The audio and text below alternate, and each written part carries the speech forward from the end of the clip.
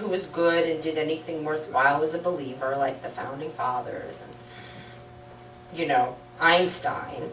And then all the evildoers in the world are atheists like Hitler and Stalin. That's a big one. And don't even get me started on the sciences and the infringement of supposed faith onto reason and inquiry. My son wants to be a scientist, so, you know, I'm always a little nervous about that. And the Creation Museum sends me right over the edge, and stem cell research and the right to choose. And then, you know, Christmas is coming, so that can mean only one thing. The Christmas Wars, which I don't know if you have that here, but we have this in the United States thanks to Bill O'Reilly, who apparently is a fresh piece of humanity, according to his own memoir. So, you know, if you don't say Merry Christmas, that means that you're attacking Christian values, because Happy Holidays just doesn't cut it. And then I'm a big baseball fan, and I go to tons of baseball games, and then, you know, we sing the national anthem at before the first pitch, which I love because it's traditional, and I'm perfectly happy to sing the Star Spangled Banner. And, but then, nobody sings it because, you know, it's very complicated, nobody knows the words. And it's true, nobody sings this song. But then, during the 7th inning stretch, when you used to sing Take Me Out to the Ball Game, now you sing God Bless America, and guess what? Everybody in the whole freaking ballpark sings that song, because there are only 5 words to the song, so it's very easy. And it makes me so angry that I have to leave. I have to go to the ladies' room during that time. And sometimes I don't get out fast enough, and then I'm stuck. And if you don't take your hat off, some drunk fan yells, "Take your hat off." But it's not the national anthem. I don't understand why I have to take my hat off. I get very irate. But, you know, you got to be careful at baseball games because people drink a lot of beer. And, anyway, so the recent books out there reflect the anger that I think, you know, we all feel. And Hitchens, I think in particular, has a nice dose of vitriol. And I think that's good, because I think we all have something to be angry about these days. And I think it's good to feel that the anger is expressed. It's like tape being pulled off after, you know, somebody's been hostage and their mouth is taped up, and then they pull the tape off and they scream. It's like, ah, I'm so glad to be able to make noise. And I feel like that's part of what's happened is, you know, these atheist books got on the bestseller lists. That's impossible. And yet, there they were for weeks and months and even a year. That's unbelievable. So I sort of feel like it's this, you know, you got to get it out.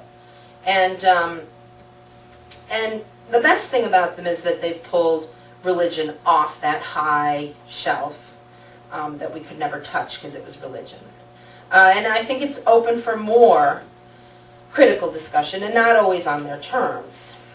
And, you know, I always used to approach any discussion with the reverence, what I call the reverence thing. Like, oh, well, I don't believe, but it's really good that you do, so I won't, you know, I won't say anything against religion because, you know, it's really, I guess it's really good to have it, and I don't have it, so I won't really say how deluded I think you are, because, you know, it's religion.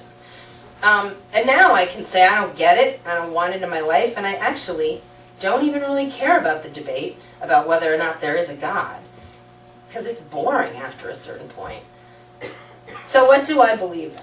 That's a big question I get. How can you believe in nothing? So I'm just going to read another quick excerpt here from this is the last chapter, beginning of the last chapter.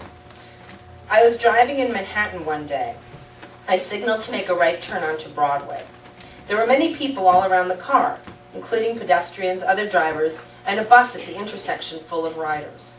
There were huge advertisements on the side of the bus, blown-up pictures of celebrities, people, staring down at me. I had to wait to take the turn since the crosswalk was still crowded. I looked all around me and felt the strong presence of the people. My car windows were rolled up. I didn't hear, touch, or smell anyone. It was a different kind of sense at work. The strong presence was that each person right there on the street at that very moment in time was thinking of something, was remembering, feeling, forming an idea. It was as if I could feel all those brains at work. I could feel the energy that made all those people individuals. Each person in the world has his own story, thoughts, and internal life. It seemed overwhelming, and I had to remind myself to breathe. I took a deep breath, and the crosswalk cleared. I put my foot to the gas pedal and took the turn down Broadway. The moment passed, I turned on the radio and drove home. So, you know, I've been thinking about the word belief because people always ask me, well, then what do you believe in? And I frankly think belief is overrated.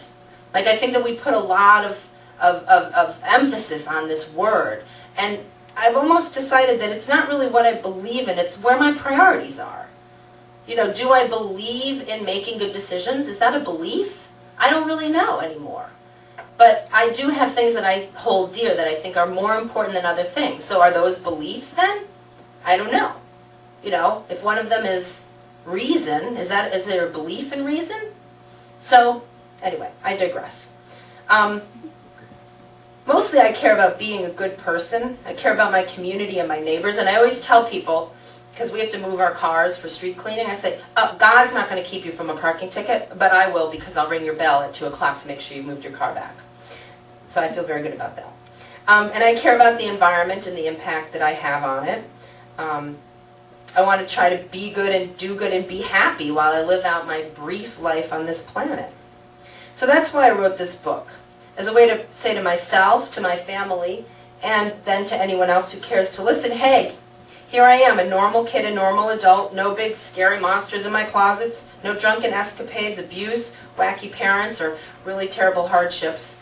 I wanted people, believers even, to read my story and relate to it, to find some way to get beyond the discussion of belief and religion and to get to what really matters, which I think is, I tell you my story, you tell me your story, we have some cake. Cake is very essential.